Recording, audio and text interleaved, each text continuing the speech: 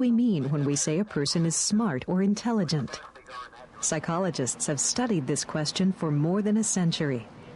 Yet there are many different opinions on what constitutes intelligence and what is the most effective way to measure it.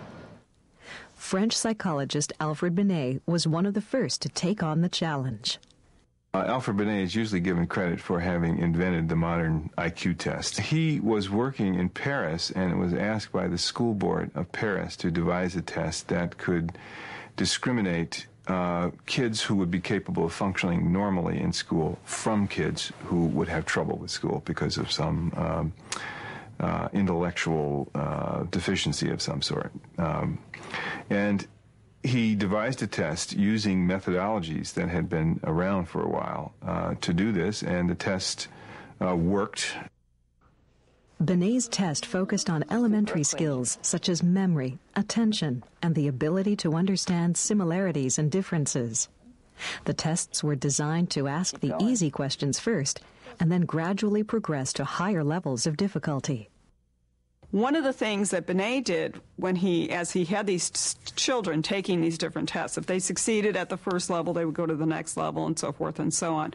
What he found was that the brighter children tended to perform at the same level as an older child. In other words, a very bright 7-year-old would probably be able to perform the same level of tasks, mental tasks, as an average 9-year-old.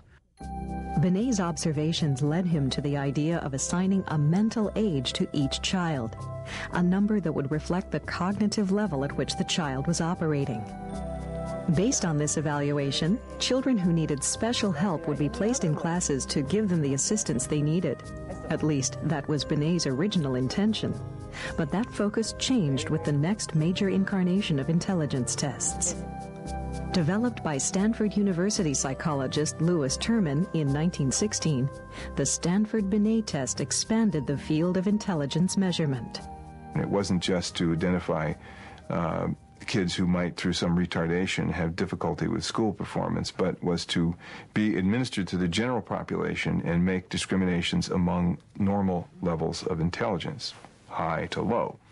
And then the test, of course, took on a very different cast and meaning in society than it had in the hands of Binet and the Paris School Board. Lewis Terman believed that intelligence was an inborn fixed characteristic.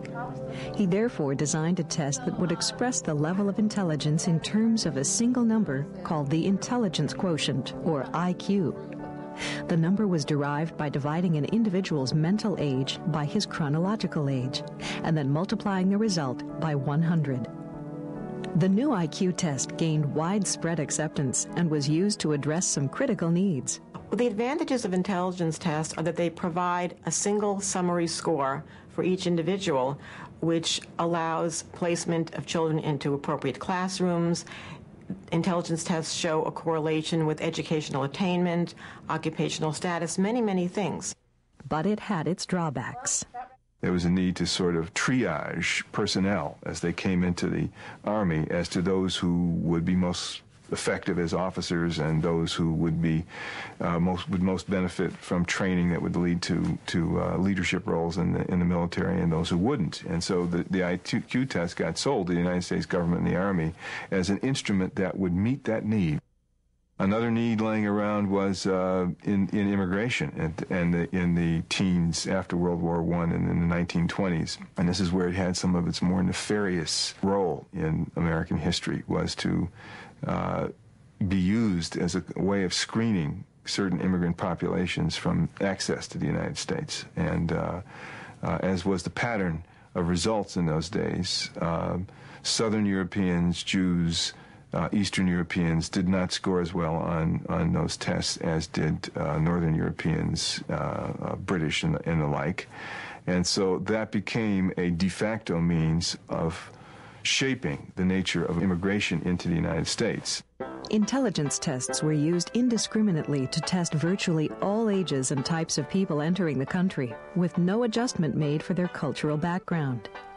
To make matters worse, the Stanford-Binet test popularized the notion that people are born with a certain level of intelligence, one that rarely changes. As a result, False conclusions about the intellectual capacity of different nationalities took shape, and hostility toward the test began to spread. Disadvantages of intelligence tests refer to the fact that they may not get at real-life intelligence in a practical sense. There have been some alternative theories proposed for that. The other difficulty that some people have with intelligence tests is that it may not give us information about every aspect of a person. Sometimes people do very well in an intelligence test, and yet in particular problem-solving situations, they may not do as well. It wasn't until the 1950s when a psychologist named David Wexler developed a new test that things began to change. Wexler recognized that the old cookie-cutter approach to intelligence testing simply wouldn't work. The alternative he came up with came to be known as the Wexler Adult Intelligence Scale, or WAIS. It involved both verbal tests, which is what we more commonly think of as IQ or intelligence tests, like vocabulary and so forth, verbal reasoning. But he also had what he termed the performance tests, which were more mental imagery and that kind of thing, nonverbal intelligence, spatial relations, that sort of thing.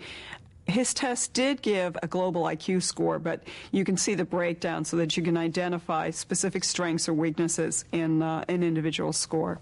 Ironically enough, and maybe Wexler developed it this way, by developing his test, he really went back to the original notion that Binet had set forth with the first intelligence test. That is, to identify the strengths and the weaknesses in an individual profile of the person taking the test. Wexler's contributions to the field of psychology did not stop there. He also formulated a definition of intelligence that broadened our understanding of the concept. The way that David Wexler defined intelligence is the global capacity to think rationally, to act purposefully, and to deal effectively with the environment.